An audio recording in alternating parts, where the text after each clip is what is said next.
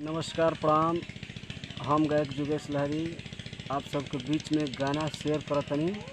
अच्छा लगी तो लाइक शेयर कमेंट करब।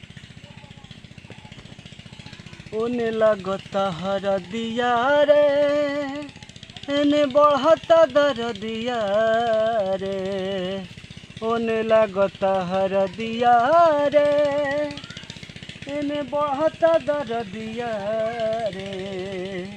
भूलब कैसे ओके जिए न पाइब खोके, भूलब कैसे ओके जिए न पाइब खोके।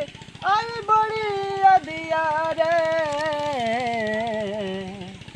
ओने लगता हरदिया रे एने बढ़ता दरदिया रे, होने लगता हरदिया रे एने बढ़ता दरदिया रे।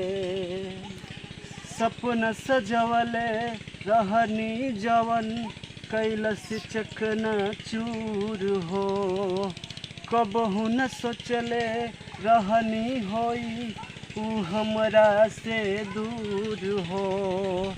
सपना सजवले रहनी जवन कैलस चकना चूर हो, कबहू न सोचले रहनी होई ऊ हमरा से दूर हो।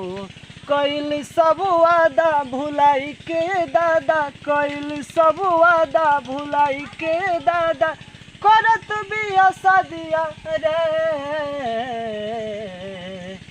ओने लगता हरदिया रे एने बढ़ता दरदिया रे, ओने लगता हरदिया रे एने बढ़ता दरदिया रे।